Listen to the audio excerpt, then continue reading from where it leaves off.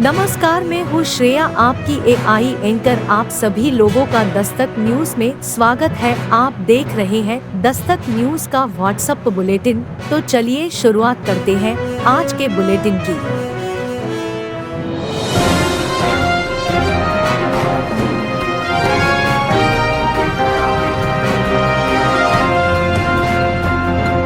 आप देख रहे हैं दस्तक न्यूज।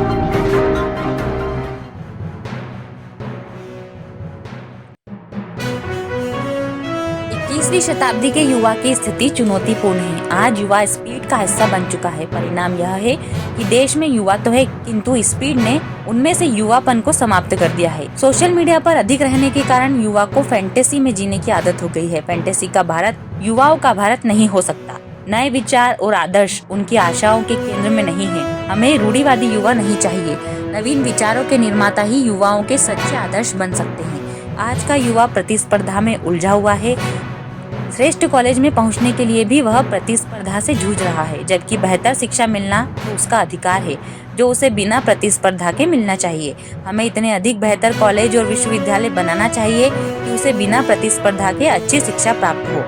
प्रतिस्पर्धा के दौर में युवा सिर्फ अपने बारे में सोच रहा है। ऐसे में उससे समाज निर्माण की कल्पना कैसे की जा सकती है?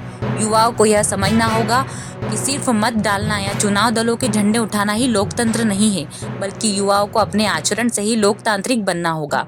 उन्हें अपने घरों से लेकर बाहर समाज तक में लोकतांत्रिक आचरण करते आना चाहिए। जीवन मूल्यों के पतन के कारण ही देश में राजा राम मोहन राय जैसे युवाओं का अभाव है, जो मात्र 18 वर्ष की आयु में देश में से सती प्रथा को समाप्त कर देने का भाव मन में जागृत कर लेते हैं। यह विचार वरिष्ठ शिक्षाविद, कोलकाता विश्वविद्यालय के सेवानिवृत्त प्राध्यापक डॉक्टर जगदीश्वर चतुर्वेदी ने भारतीय ज्ञानपीठ में आयोजित कर्मयोगी स्वर्गीय श्री कृष्ण मंगल सिंह कुलश्रेष्ठ की प्रेरणा और डॉक्टर शिव मंगल सिंह सुमन की स्मृति में आयोजित 21वीं अखिल भारतीय सद्भावना व्याख्यान माला के चतुर्थ दिवस पर प्रमुख वक्ता के रूप में व्यक्त किए। राष्ट्र के निर्माण में युवाओं की भूमिका विषय पर अपने विचार व्यक्त करते हुए डॉक्टर जगदीश्वर चतुर्वेदी ने कहा कि युवाओं में सामाजिक संस्कृति की चेतना जागृत करने के लिए विश्वविद्यालयों में संवाद करने के मंच होना चाहिए। समारोह की अध्यक्षता करते हुए उज्जैन के जिला शिक्षा अधिकारी माननीय श्री आनंद शर्मा ने कहा कि युवाओं में राष्ट्र के प्रति चेतना का अभाव है। हमें चाहिए कि किशोर अवस्था में ही नैतिक मूल्यों का समावेश करने के प्रयास किए जाएं और यह प्रयास विद्यालय स्तर से आरंभ हो, ताकि युवा होते होते नए भारत के निर्माण करने योग्य युवा साबित होंगे। जिस तरह रक्त के बिना शरीर की कल्पना नहीं की जाती, उसी प्रकार युवा सोच के बिना राष्ट्र की कल्पना नहीं की जा सकती है। विद्यालय स्तर पर जो अपेक्षाएं और प्रयास हैं, वह पर्याप्त नहीं है। यह प्रयास और अधिक मात्रा में किए जाने चाहिए। युवा ही देश और समाज को नए शिखर पर ले जाते हैं। व्याख्यान माला को उज्जैन के पहले कम्युनिटी रेडियो दस्तक 90.8 FM पर भी सुना जा रहा है। व्याख्यान माला को सुनने के लिए भारतीय ज्ञानपीठ के सद्भावना सभागृह में श्री प्रदीप जैन, सुश्री शीला वैद्य, डॉक्टर भोजराज शर्मा, श्री श्याम सिंह सिकरवार, श्री संजय कुलकर्णी, श्री विनोद काबरा जी, श्री प्रदीप जोशी, श्री उमेश गुप्ता, श्री अनिल गुप्ता, श्रीमती नुसरत जहां, सुश्री जैनीत बग्गा, श्रीमती चंद्रकला नाटानी सहित बड़ी संख्या में बौद्धिक जन और पत्रकार गण उपस्थित थे। कल दिनांक 9 दिसंबर को मुंबई के पूर्व जिला एवं सत्र न्यायाधीश माननीय श्री GD पारिक भारतीय संविधान में परिवर्तन की संभावना विषय पर अपना व्याख्यान प्रस्तुत करेंगे। समारोह की अध्यक्षता पूर्व जिला एवं सत्र न्यायाधीश माननीय श्री शशि मोहन श्रीवास्तव जी द्वारा की जाएगी। आप देख रहे हैं दस्तक न्यूज।